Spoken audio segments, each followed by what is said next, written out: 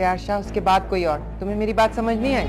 अस्सलामुअलैकुम नाज़रीन, drama series Noor Jahan की आने वाली एक साथ में दिखाया जाएगा कि अब हुनैद को भी अपनी गलती का एहसास हो चुका है। जो वो हर बार नूर बानो के ख़िलाफ़ जाता था, अब वो कभी भी नूर बानो के ख़िलाफ़ नहीं जाएगा, क्योंकि जिस तरह नूर बानो ने हुनैद शाह की ज़मानत करवाई, उसके बाद हुनैद शाह भी उसका फ़ैन हो जाएगा और वह भी अपनी माँ के कहने में आकर कभी भी नूर बानो के ख़िलाफ़ कुछ भी नहीं करेगा।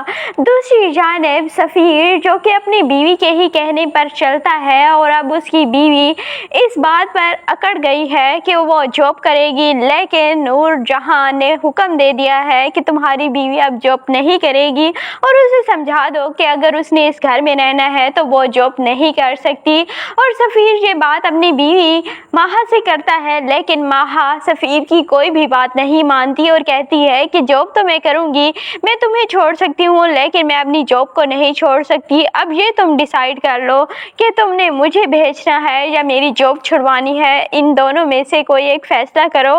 तो इसीलिए सफ़ीर अपनी माँ के फ़ैसले के ख़िलाफ़ जाकर माहा के फैसले की तईद करेगा और कहेगा कि मैं माहा के जॉब करने पर कोई एतराज़ मुझे नहीं है, और अगर आपको कोई एतराज़ है तो फिर मैं माहा के साथ ये घर छोड़कर चला जाता हूँ। और अब नूरजहां हर तरफ से ही शिकस्त खा रही है। पहले अपने छोटे बेटे मुराद को खो चुकी हैं, वो अब दूसरे सफ़ीर को खोएंगी और इसके बाद सिर्फ एक हुनैद बच जाएगा, वह भी बहुत जल्द नूरजहां को छोड़कर चला ही जाएगा, क्योंकि नूरजहां हुनैद शाह की बेटी को बिल्कुल भी नहीं पसंद करती और हुनैद शाह ये गवारा नहीं कर सकता कि नूरजहां उसकी बेटी से बुग़्ज़ रखे। और वो माहा के बेटे को इतनी अहमियत देती है, लेकिन उसकी बेटी है इसीलिए वो उसे पूछती तक नहीं है।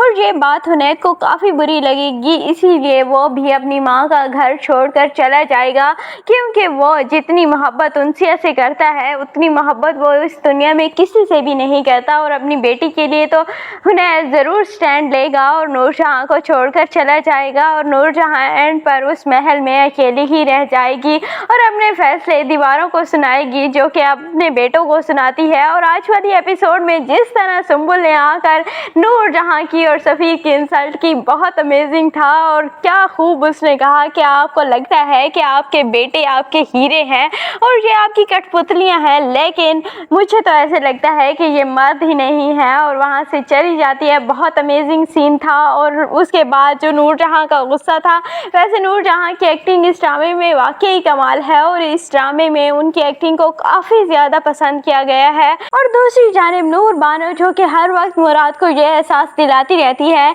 कि तुम्हारी वजह से मेरे वालिद का इंतकाल हुआ है, और फिर वो मुराद के सामने वो कमीज़ लेकर आती है जो कि उसके वालिद ने आखिरी वक्त में पहनी हुई होती है, और मुराद से कहती मेरे वालिद इसी कमीज़ में थे जिस दिन तुमने उनकी पिटाई की थी और उन्हें अपने घर से धक्के देकर निकाला था। और सफ़ीर को अपनी गलती का बहुत शिद्दत से एहसास होगा, इसीलिए वो नूरजहां से काफ़ी ज़्यादा माफ़िया मांगेगी और हो सकता है कि नूरजहां उसे माफ़ कर दे, लेकिन मुश्किल है कि नूरजहां भी माफ़ करे, क्योंकि नूरजहां सिर्फ इंतकाम ले रही थी, वो भी अपने वालिद के कहने पर, और उसका इंतकाम अब तकरीबन कंप्लीट हो चुका है। और इसके बाद देखते हैं कि नूर बानो मुराद को एक्सेप्ट करती है या रिजेक्ट करती है।